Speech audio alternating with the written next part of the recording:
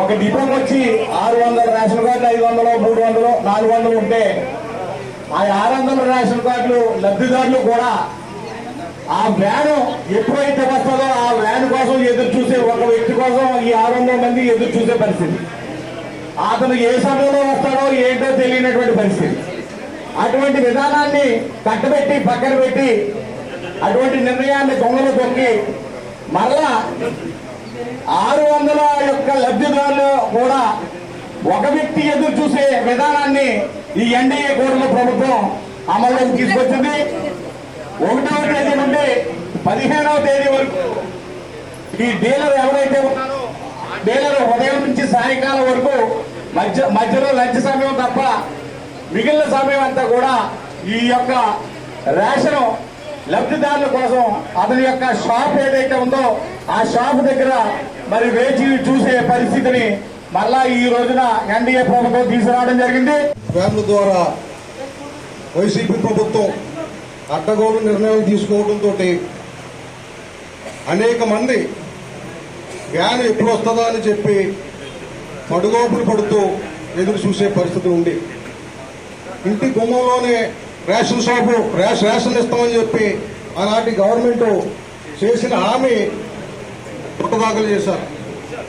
లబ్ధిదారులకు అనేక ఇబ్బందులు గురి చేశారు. అటువంటిది ఈ రోజున రాష్ట్ర ప్రభుత్వం రేషన్ దుకాణాలని పునరుద్ధరించడంపై భారతీయ జనతా పార్టీ తరపునే కాకుండా ప్రజల తరపున కూడా హర్షం వ్యక్తం చేస్తున్నాం. ఆనాడు 1980లో నాటి ముఖ్యమంత్రి ఎన్టీ రామారావు గారు 2 రూపాయలకే కిలో బియ్యం ఏర్పాటు చేసి ఎంతో ప్రయోజనంగా లబ్ధిదారులకు అందజేసే పరిస్థితులు ఉండి ఆనాటి నుంచి తర్వాత 121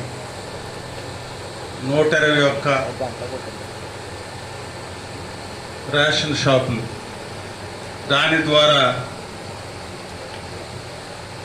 నిత్యావసర వస్తువులు బియ్యం మిగిలిన వస్తువులన్నీ కూడా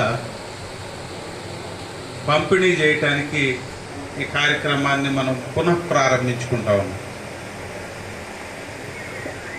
ఈ విషయంలో రాష్ట్ర ప్రభుత్వం తీసుకున్న నిర్ణయం రేషన్ షాపుల ద్వారా నిత్యావసర వస్తువులు పంపిణీ జరగాలి అనే నిర్ణయం ఏదైతే ఉందో ఆ నిర్ణయం అందరూ కూడా హర్షించదగిన విషయం.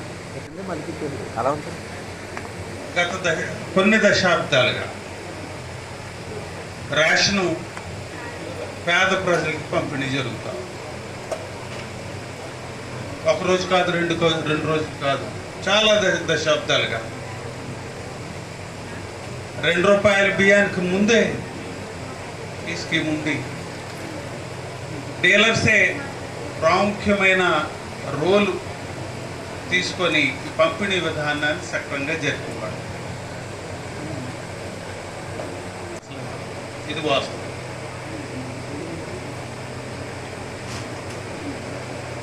కారణం ఏమిటంటే నేను సివిల్ సప్లైస్ కమిషన్ ఆ టైంలో విధానాన్ని మార్చాలి. డీలర్ల ద్వారా పంపిణీ జరుగుతున్న కార్యక్రమం ఎంతో చక్కగా చాలా సిస్టమేటిక్గా ఎలాంటి అరమరికలు లేకుండా జరుగుతున్న వ్యవహారాన్ని దాన్నేదో తిరకాసు కింద తయారు చేసి ఇంటింటికి పంపిణీ చేయాలనే ఒక ఉద్దేశంతో 10,000 వెహికల్స్ కొనుగోలు చేసి అదొక బడ్డెన్గా రాష్ట్ర ప్రభుత్వానికి తయారు చేసి దానికి ప్రతి నెల కూడా డబ్బు కట్టుకుంటా కిస్తీలు కట్టుకుంటా అదొక ఖజానాకి ఇంకో భారంగా తయారు చేసి జరిపిన పరిస్థితి.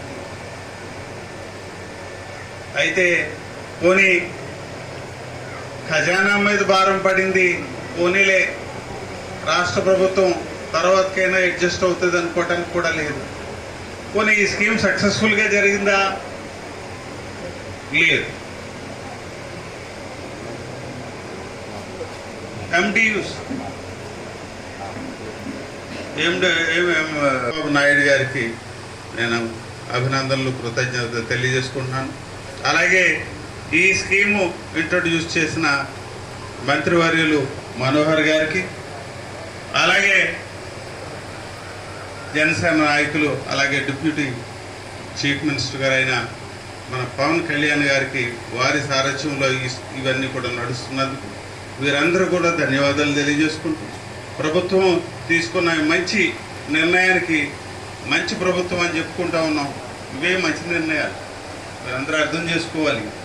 మంచి నిర్ణయాలు ఏంటంటే ఏదైతే డీరైల్ అయిపోయిందో, పక్కకు జరిగిపోయిందో ఆ నిర్ణయాలన్నీ కూడా సరైన పద్ధతిలో పెట్టి మంచి నిర్ణయాలు తీసుకొని ప్రజలకి చేయూతగా, చేదోడుగా, వారికి సహకారంగా నడిపించే కార్యక్రమాలన్నీ కూడా చేస్తున్నారు. కాబట్టి మన ప్రభుత్వానికి మంచి ప్రభుత్వంగా మనం మరొక్కసారి అందరికీ కూడా అభినందనలు తెలియజేసుకుంటూ, ప్రతి ఒక్కరూ కూడా ఈ స్కీమ్ని మంచిగా ఉపయోగించుకోవాలి.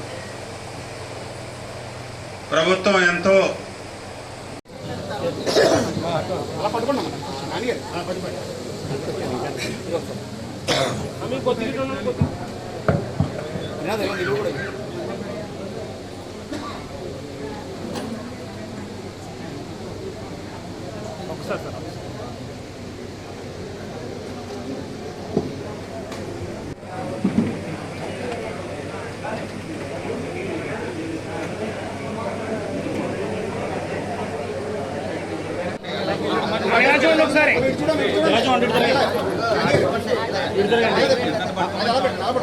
అటు ఇద్దరు పెట్టండి, అటు ఇద్దరు పెట్టండి, ఇద్దరు అటు పెట్టండి.